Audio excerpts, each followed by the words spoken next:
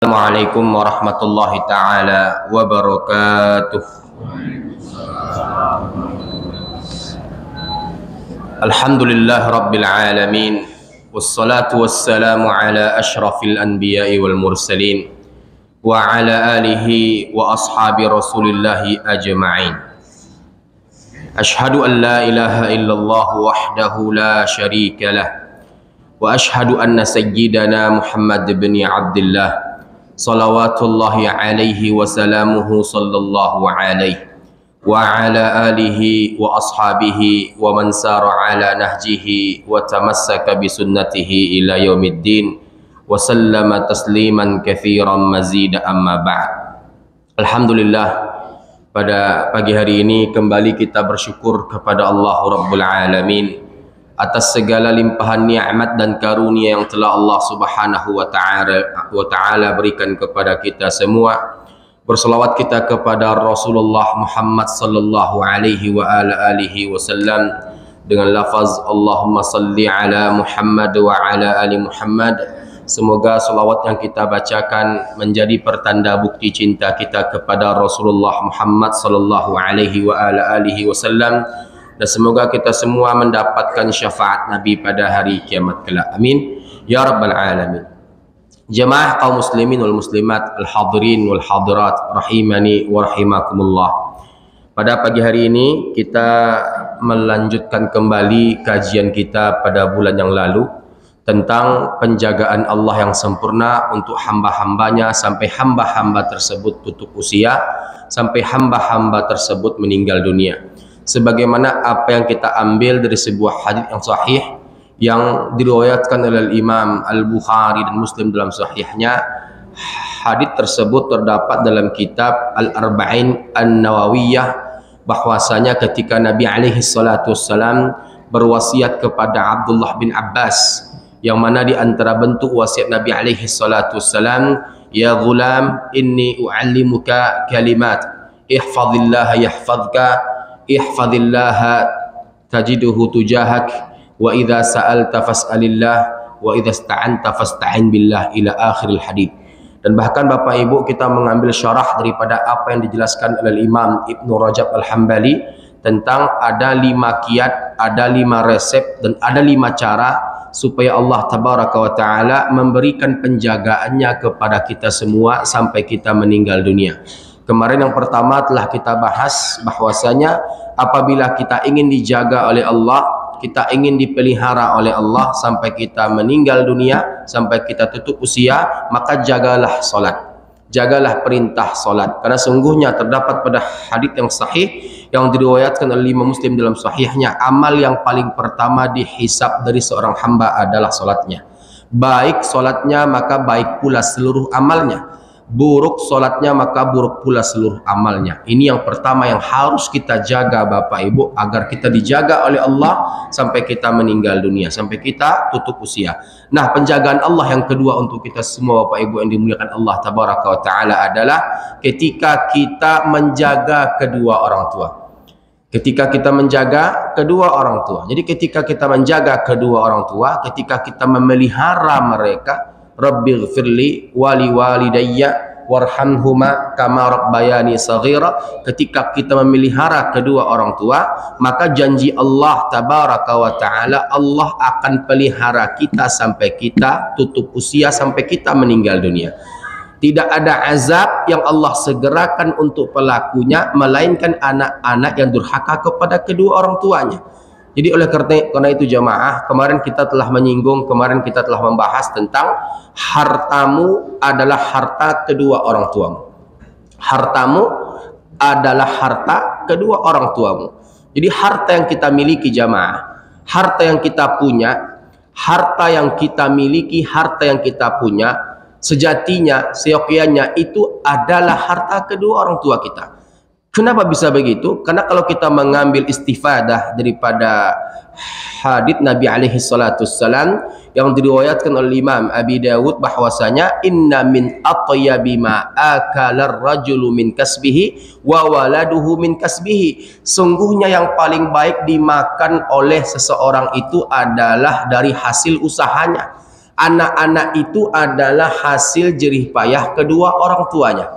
Jadi oleh karena itu jamaah kaum muslimin wal muslimat, al-hadirin wal hadirat rahimani wa rahimakumullah, bahwasanya kita semua yang hadir pada pagi hari ini adalah harta atau aset kedua orang tua kita.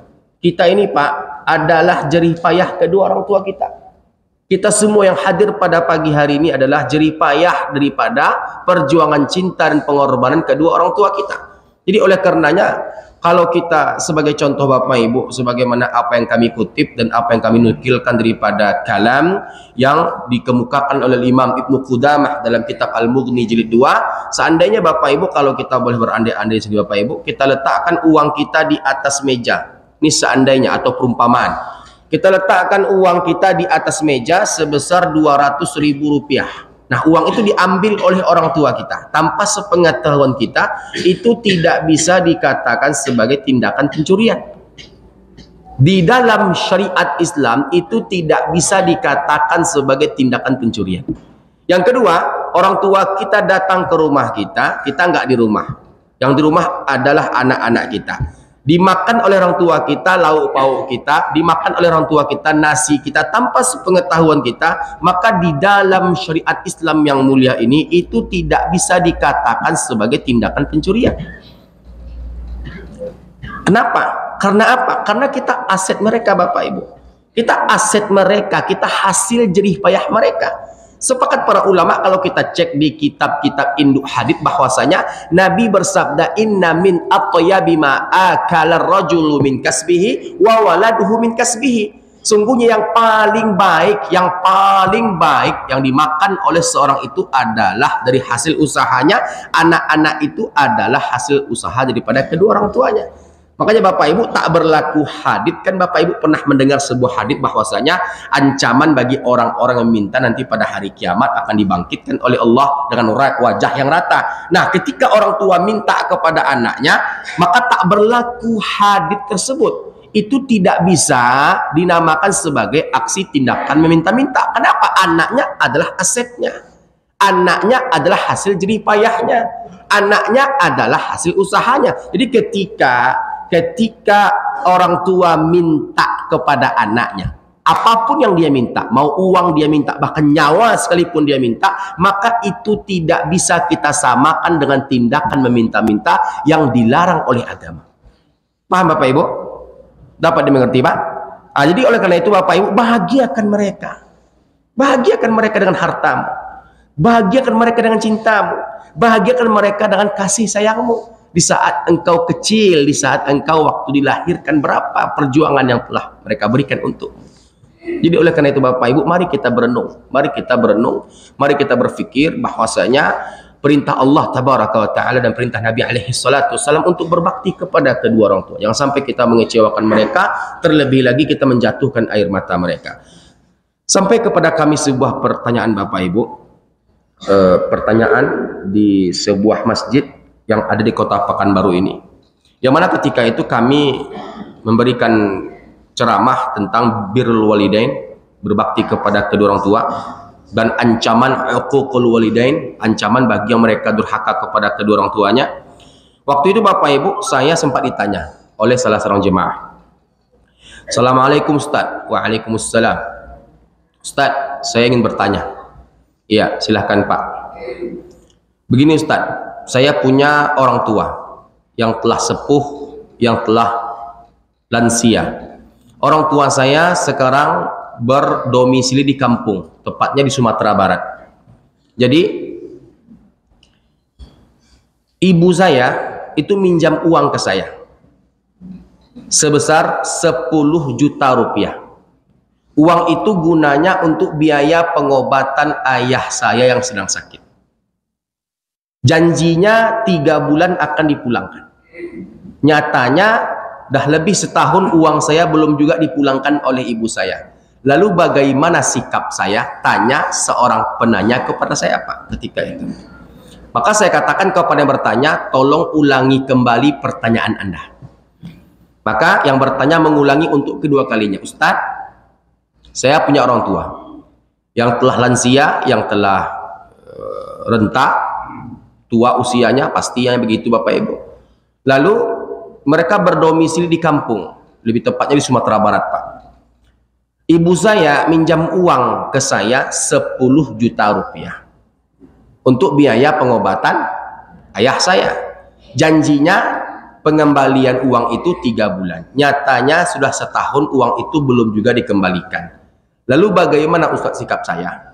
Maka saya katakan kepada yang bertanya, tolong ulangi kembali pertanyaan Anda. Akhirnya Pak, akhirnya Bu yang bertanya mulai kesal. Ustadz tolong dengarkan baik-baik, saya serius.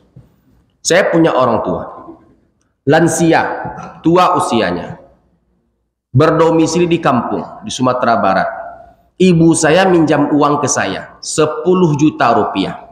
Untuk biaya pengobatan ayah saya. Ayahnya sakit stroke Bapak Ibu. Nah, janjinya 3 bulan akan dipulangkan. Janjinya 3 bulan akan dikembalikan. Dengan harapan hasil panen di sawah. Nyatanya sudah setahun uang itu belum juga dikembalikan. Lalu bagaimana sikap saya Pak Ustadz? Saya katakan kepada yang bertanya, tolong ulangi kembali pertanyaan Anda. Dia tegak Pak, dan dia hendak pergi. Dia merasa mungkin saya permainkan. Saya katakan, Pak, jangan tegak, jangan pergi. Saya tidak ada sedikit pun ingin mempermainkan Bapak. Duduk kembali, saya akan jelaskan. Saya paham pertanyaan Bapak. Saya paham pertanyaan Bapak. Sangat paham. Bapak punya orang tua yang telah lansia, yang mana ayah Bapak sakit, ibu Bapak minjam uang 10 juta rupiah untuk biaya pengobatan.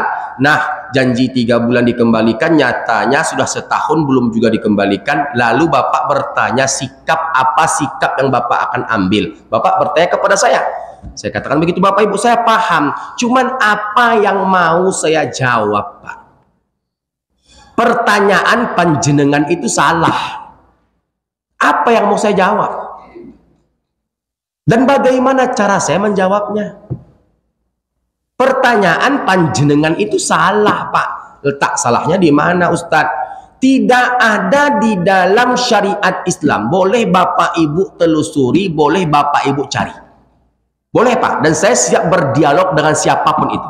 3 kali 24 jam. Boleh Bapak buka di dalam Al-Quran tafsirnya, baik tafsir Ibnu Katsir, Al-Qurtubi, Sayyidah Aisyah, Abdullah bin Abbas, dan yang lain sebagainya. Tafsir sahabat, tafsir tabi'in, dan bahkan sampai dengan tafsir kontemporer. Saya siap berdialog 3 kali 24 jam. Dan bahkan buka fatwa-fatwa ulama Bapak Ibu. Kami dapatkan tidak ada di dalam syariat Islam yang mulia ini orang tua minjam uang kepada anaknya. Nggak ada Bapak Ibu, tidak ada. Di dalam syariat Islam yang mulia ini orang tua minjam uang kepada anaknya. Kenapa? Karena kita asetnya Pak. Karena kita asetnya Bu. Apa yang mau mereka pinjam dari kita? Bahkan kalau Bapak Ibu buka kitab-kitab induk hadits yang ada pada kutubus sittah, kutubus tis'ah, kutubus sunnah, dari Bukhari sampai Ibnu Majah, Bapak Ibu, tidak kita dapatkan satu hadits pun yang mengatakan orang tua minjam uang kepada anaknya. Nggak ada Bapak Ibu. Maka oleh karena itu kalau kita mengambil fatwa daripada Syekh Muhammad bin Salih Al-Utsaimin dalam fatwa Nurun ala Darb, Syekh Al-Utsaimin itu pernah berfatwa Bapak Ibu, silahkan dicek, bahwa saya termasuk mendekati pintu kedurhakaan. Termasuk mendekati pintu kedurhakaan, kata Syekh Utsaimin dalam fatwanya, termasuk mendekati pintu kedurhakaan. Hampir-hampir saja Bapak Ibu masuk kepada kategori anak durhaka ketika Bapak Ibu ya menjadikan orang tua Bapak Ibu meminta-minta kepada Ibu, meminta-minta kepada Bapak, termasuk mendekati pintu kedurhakaan.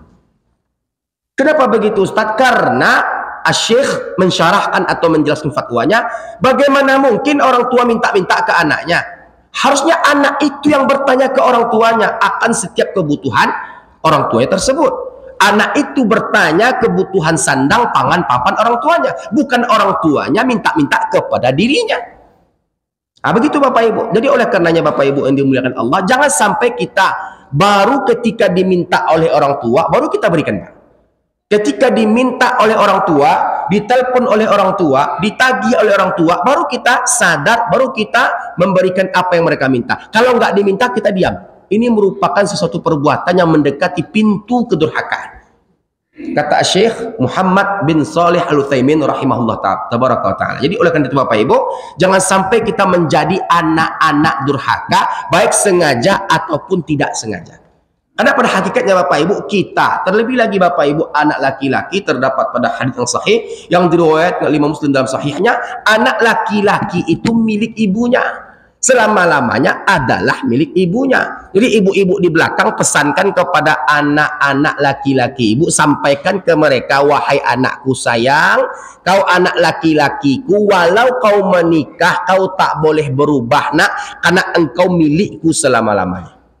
Engkau milikku selama-lamanya, engkau punyaku selama-lamanya. Karena banyak anak laki-laki berubah setelah menikahnya Bapak Ibu. Betul Bu? Betul Bu? Banyak anak laki-laki berubah setelah menikahnya Pak. Banyak. Kenapa banyak Ustadz? Karena pertama pemahaman agama. Yang kedua Bapak Ibu, pengaruh istri durhaka itu sangat kuat sekali. Yang sehingga